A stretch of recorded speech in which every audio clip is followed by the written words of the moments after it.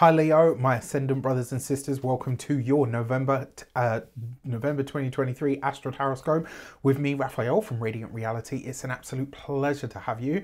Thank you so much for being here. Thank you so much for joining me. Quick note, these readings are for your sun, moon and ascendant sign, though if you're only going to watch one, I use whole sign Western tropical astrology, so you want to check it out for your ascendant sign because it's going to be the most accurate on the day-to-day. Remember, these are based on the astrology, which is what I'm looking at. All right.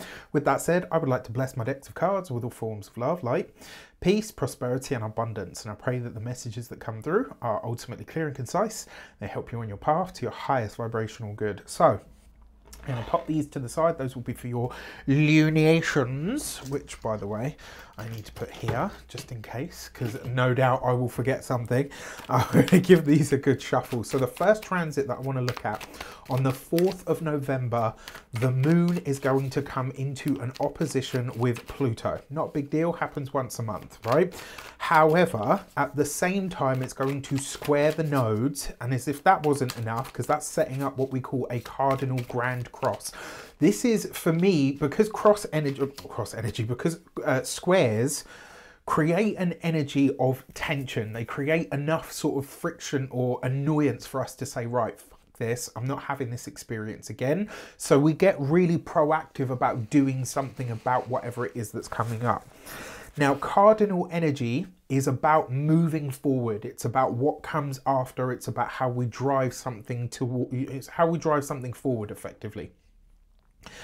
As if that wasn't enough, Saturn on the same day, Saturn is going direct. Now, usually when Saturn goes direct, we feel it because it's like, yes, okay, it's gone direct, but you don't really see it start to show up immediately. Whereas I feel like this, because Pluto in the sign of Capricorn is ruled by that Saturn, and because it's a part of this larger configuration, I do feel like we're going to feel this quite viscerally.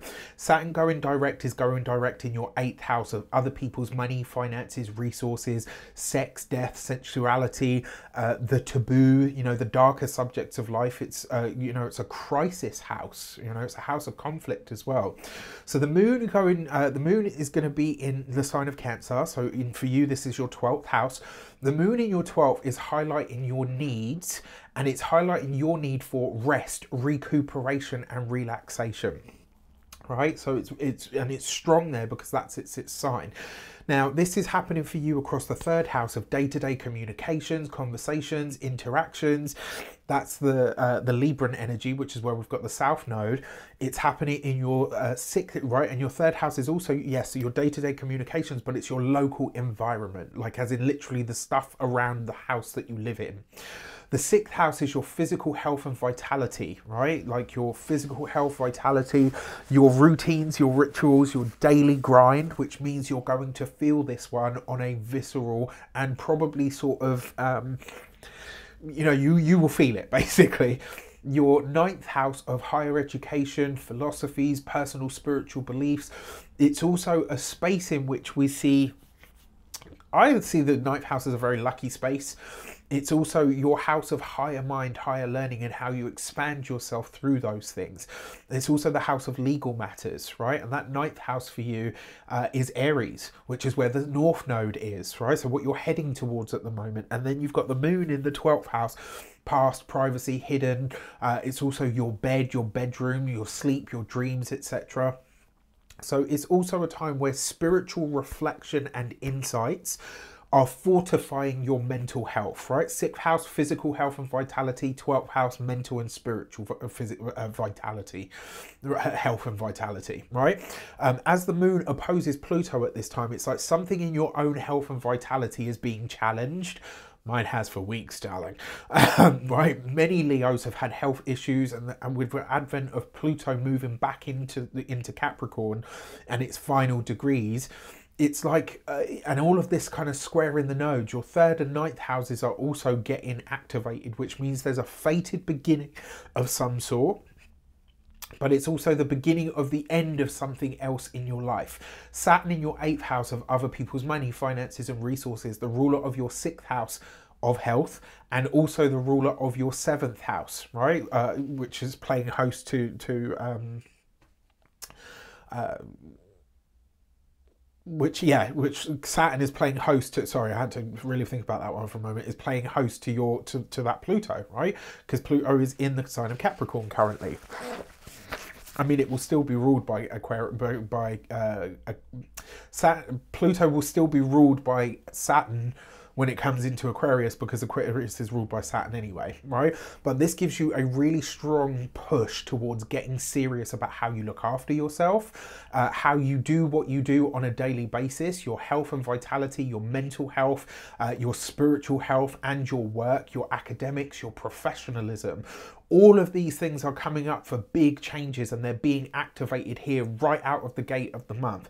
Something will be released for good here. Something you rely on every day, or at least do every day, will likely be leaving your life, and it will give you the push that you need in order to really go hard on something. So I'm totally in for that. So you've got the Hierophant card. This is likely to have something to do with the work and the profession.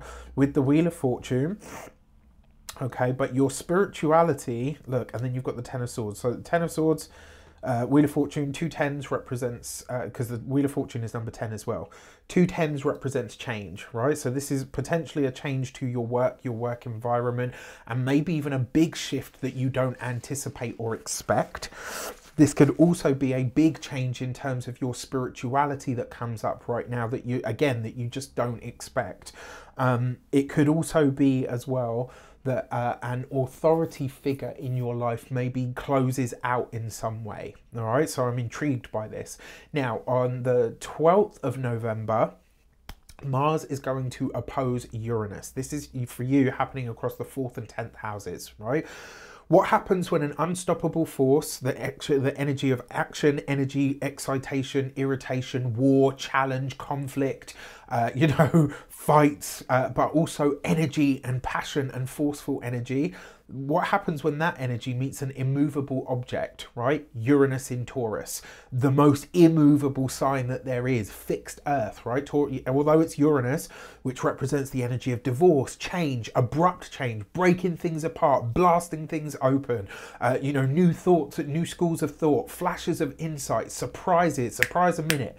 Mars coming into an opposition with Uranus. This is an explosive, eruptive mix, and this for you is happening across the 4th, 10th house axis. Now, you might recognize that sort of couplet that I talk about there.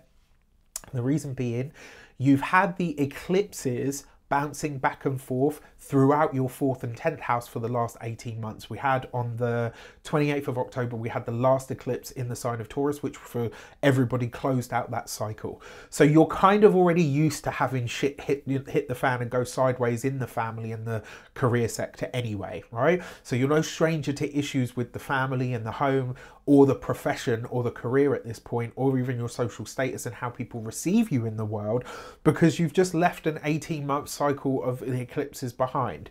This is an eruption though, and it won't be ignored. Mars-Uranus is explosive, and it's potentially an energy that brings something to an end or to a close. Remember, Mars has a severing energy about it. Uranus rules things like divorce, where you're divesting things or pulling them apart. This is Tower card energy. I've said that I think it was for Cancer, I said that too as well. Mars rules your 9th house of higher education, philosophies, legal proceedings and matters, and the 4th house, all right? Your deep psychological makeup, but also your home and environment. Like, when I say your home and environment, this is more like your home, your family, your roots, the people that you live with, all of that stuff.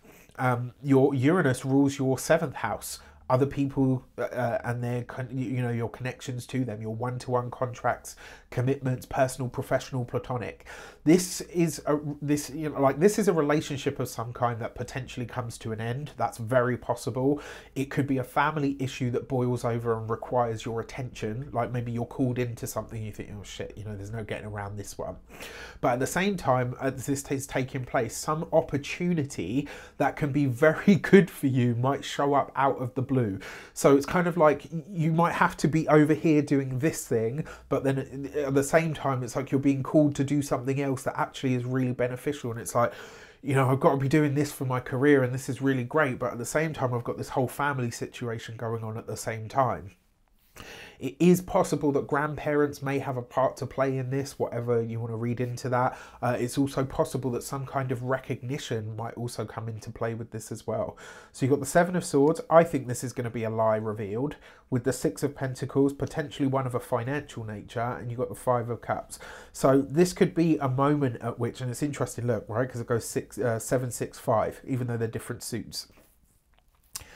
I think not only is a lie discovered at this time, but I think you're going to be very well aware of who and what within the home, the family, and the career that you want to steer clear of. And I think you'll be making, for a lot of you, it might come with a little bit of bruising, but you might say to yourself, okay, you know what? Me and this person, me and this situation, me and this way of doing my work, you know, is actually done.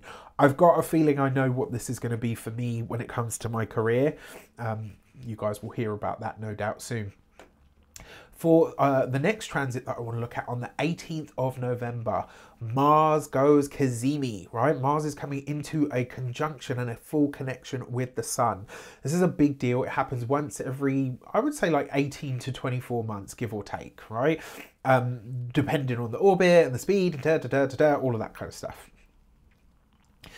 When Mercury goes retrograde, when Mercury goes Cazimi, this is like an inspired thought, an idea, or some piece of information that's shared with us that makes a change in our lives. So if Mercury Cazimi is like inspired thought or inspiration, like inspirational thought, then Mars Cazimi is inspirational action. This is the Sun and Mars coming together. The Sun, the ruler of your 9th house and your 4th house. The Sun is your ruler, right? So the ruler of your 1st house, but then Mars is the ruler of your 9th house and your 4th house. And this happening in that home, family, and your personal deep psychological makeup, there's one of the ways this could be is like some bold action is being taken by you, and it's like you have the emotional sort of, it's like an emotional rocket booster, because your 4th house is your deep emotional self, and it's like you could find a power right now that you maybe have never felt in your life before. This could be like Mars is being reborn in its own sign, because Mars rules the sign of Scorpio. It's a powerful omen for strategic change and dynamic action that is focused and potentially even deadly. Like this is, I think we're about to see a lot of Leos really go through some powerful shifts and changes as a result of this Cazimi. And I think when it comes to your home, your family, some kind of property idea, you know, like you could really make some leaps and bounds. But outside of the, you know, the property and the home and the family and stuff, because this 4th house rules that emotional self, and Scorpio is the energy of, you know, transformation, I feel like this is Phoenix rising from the ashes stuff. Like this is, there's going to be a lot of Leos sounding out that Phoenix screech, right? Not a Phoenix roar. Like this is going to be a, if you've seen the X-Men film, oh shit, I've forgotten what it's called, X-Men Apocalypse, where Jean Grey unleashes her Phoenix powers. This is that, right? Like if ever there were a moment where Leo was about to get their Phoenix on, this is that moment. So I am totally here for it. And I also have to say, I feel fucking sorry for anybody that's been doing them wrong. That being said, just gonna sip my tea right now. I feel like this is clearing a lot of your inner emotional baggage as well. It's a release and renewed sense of self and a faith in yourself that and your future that is unwavering, right? I love this as well because it could be a very powerful realization about or around family, and this could be very cathartic for you. Like you might look at your family and say, wow, you know what, you gave me all of this really complicated history, but actually I know how to work with that now, and I'm going to turn it into fuel to move forward. For this, you've got the Three of Swords. There's something that you're releasing around this with the Seven of Cups. And it might be that you try to do too many things at once around this time. Now, I will say there's going to be a lot going on with this. That King of Pentacles, usually a Taurus, Capricorn or Virgo male. This could be somebody that comes in at this time. I will say don't be mean, but just be mindful if you're connecting with somebody new at this time, because you might not necessarily...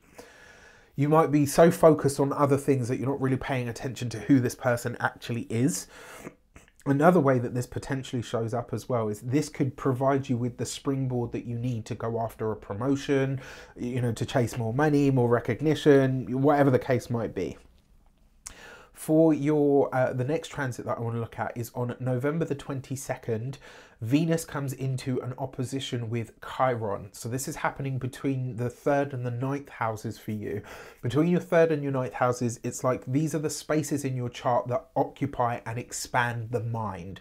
The 3rd house through skills and communication and interaction with your local environment. The 9th house through knowledge and faith and spirituality, higher learning, philosophy and wisdom, and also travel or connections to foreign places and or people. Now the connections between Venus, so Venus is the ruler of your 3rd house, and it's a strong Venus because it's in its own sign, and you know, she's held, and in that opposition to Chiron, it's showing you what beliefs have held you back. What beliefs have weighed you down? What beliefs have held you back from experiencing or achieving all of the things that you know you're capable of, but for some reason haven't been able to? This is like you getting rid of outdated beliefs that are now highlighted or challenged even. And this is happening, like, and in this happening, it's like you come to see here what needs to shift in order to make more money from the work that you do, or even from the knowledge that you already have. It's like some personal belief system or structure or idea that you have inherited, maybe you've taken on board, maybe you've started to believe, it goes away now, right? Because it's highlighted to you. For this, you've got the 10 of Cups with the Empress and the 2 of Pentacles. This is a moment where, my dear Leos, you are going to step into flow. Is it going to be totally easy? No, of course not. This could be a fantastic moment for, if there's something that you want to present to the world, something that you want to share to people, something that you want to put out there. What it requires, though, is a confidence and a belief in what you're putting out that is unwavering. Right? That's what Chiron in the 9th house is trying to show you, how to believe in yourself, regardless of whether anybody the fuck they do. Whether you do or don't believe that I am this or that or whatever. Like, what fucking ever, man. Like, I don't care. That's the level that you need to be at, right? You think I'm inauthentic. You don't think I'm this. You don't think I'm smart enough, talented enough. I'm not psychic enough. I'm talking about myself now for a moment. Like, I don't give a fuck. I really don't. I'm not here for all of that and what people do or don't think about me. I'm here for the people that rock with me on a weekly, monthly basis. I'm here for the people that rock with me year in, year out. Some of the people that are in the comments on my YouTube channel every single week have been with me since 2016, right? Those are my people. That's who I'm doing this for, because we understand each other. As for anybody else and what they do or don't think or believe or whatever about me and who I don't give a fuck. I really, really don't. And that's the level to which you need to be at now, right? That's what Chiron in the 9th house is trying to show you. Yes, it's probably a bit more eloquent than that and a bit more spiritual or whatever, or a bit more elevated. That ain't me, right? I am a Britwell boy. If anyone knows anything about the UK, I am Slough, Britwell, born and bred, right? I come from a place that's known not to be a very nice place. I came from the gutter. Right, I come from that grit. I come from that hard. I'm a lotus flower, baby. What you see, all of this, came from the dirtiest, fucking shittiest, crappiest places and turned it into something else. So no, I might not be the best spoken and I might not be all of the rest of it. But you know what? The truth is, I really don't give a fuck. There are people that rock with me and resonate with me, and I love them for it, and I know they love me in return. That's where I'm at this point in my life. You don't like it? Exit the fuck stage left. Ain't interested. You love it? Enter stage right, because you and me, we got a thing, right? Okay. Whew. Rafi ran over. that's what that Chiron opposition, Chiron opposing Venus, I think, is a part of anyway. Not fully, but I think that's a part of it. And then finally, on the 25th of November, Mars is coming into Sagittarius. This is your 5th house. Joy, pleasure, romance, right? This is great. It's sexy and vibrant and fun. And Mars's energy, passion, excitation, it's sexy. It wants what it wants when it says it wants it, and it wants it now, right? This could be wonderful, right? This is a very lucky house, but it's pleasurable for you to get active. So this could be some kind of new sports regime, some kind of health and fitness routine where you really start to, you start to get really into it. And the sun as your ruler is in that 5th house, which naturally rules the 5th house as well, in a fellow fire sign. So this is trying to you. It gives you a boost of health and vitality and ease around enjoying life more, which I'm pretty sure all Leos deserve at this point. It might see you feeling lighter and brighter and more adventurous because it's in the sign of Sagittarius. So this is going to see you really feeling it, right? It's likely that you will be feeling the need to play and have fun. And it's like this, yeah, and it's also like wise to follow that, to flow with that, to really get into this. You know what? This is what my joy is telling me to do. This is what that energy is pulling me forward for. I do wonder here as well, because if this could be some kind of romance showing up, if you're single, it may even be someone who pursues you with a vigor that surprises you. You might be like, okay, you reaching, like, why are you so interested in me? Like, who sent you? that suspicious mind going on there, right? If you've got children, they could be a whole lot more active at this time and they could demand a lot more of your time, your energy, but you could be having a great time with it. So I'm kind of here for this one. For this, you've got the Page of Pentacles. Do something with it. Do something practical, physical, and tangible, because it will serve you very well. You've got the Knight of Pentacles, right? So, and then wow. And then you've got that Ace of Pentacles. This is really important, guys, right? When Mars comes into the sign of Sagittarius, you're going to have 3 energies in your 5th house: Mercury, the Sun, and and Mars. Sorry. Use this, right? And the way that you use this as an initiation point. You use this to push something or drive something forward. You use this to really allow yourself to be seen and to set something into motion for the long haul. You've got the Knight of Pentacles, which is about the long term, right? But so what this starts with the Page of Pentacles, initiate something right now to do with 5th house matters. I've given you some ideas there already. 5th house is also creative ideas, projects and endeavors. The Knight of Pentacles is fixing your vision and knowing this is going to take time to build. The Ace of Pentacles, not only is this a change in finances, resources, potentially even a change of home or job, but what that Ace of Pentacles says is whatever you start at this point in November will complete, perfect, or pay out in November of 2024, right? This is the one that you need to keep an eye on. Everything else, yes, it's all there, all the rest of it. I had my little moment. I know everyone's like, what happened to Raph, bro? You got a bit stressy. Not stressy at all. It's just, you get to that point where you're like, I want people to know that it don't matter where you come from. It don't matter what other people think about you or don't think about you or believe about you. When you start taking that on board as beliefs about yourself, that's when the problems occur. And I've done that for a long, long time. I ain't doing it anymore. So you want to rock with me? Excellent, we're on. If you don't and you got stuff to say about me, I'm going to be so busy walking my path, doing my thing while you're chatting shit about me in the background. I ain't going to care. Quite frankly. For your lunations. Little something new for you. The new moon in the sign of Scorpio. This is for you, happening in that home and family sector again, the 4th house. Home, family, property, real estate. Your message for the new moon is the Gate 23 and Assimilate. I love this card. It's one of my favorites in the deck. And the reason I love it is because this card basically says whatever you can envision in here or in here, you can make real. But you just follow the steps, right? And the steps are, to literally build the vision, right? From the start to the finish. This I actually feel speaks very much to that energy of the Page of Pentacles, the Knight of Pentacles and the Ace of Pentacles. That 25th of November point, something big is happening there for a lot of Leos. And I feel like whatever it is, it will have, like I said, this you're going to have to sustain for, just an initiation point. You're going to have to fix your gaze on the future, right? And when you do, it's going to come good. That new moon in the sign of Scorpio may very well highlight to you what that is.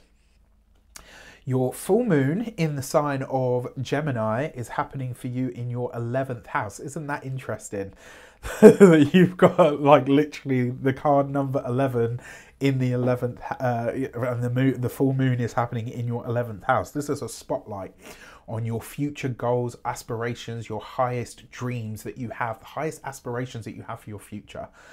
And what this tells me is, because the 11th house is the house of benefactors as well, because you've got this gate 11 card, the message behind this card is you don't know how far the ripples of your ideas, the things that you put out into you don't know how far they go, right? You really don't know how far they go.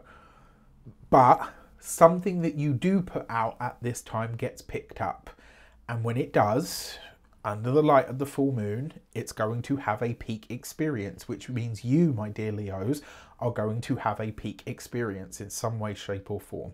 So with that said, I wish you an abundance of all of that good stuff. If you would like to get your personal Astro Tarot scope, that one-on-one with me, where we do all of this for you, you can get that on the link in the description box below. I'm having amazing times with clients doing this work. These Astro Tarot scopes they're fun, they're informative, and people seem to be getting a lot out of them. So I'm really, really chuffed about that. If you want to get yours, link in the description. With that said, take care, and I'll see you soon.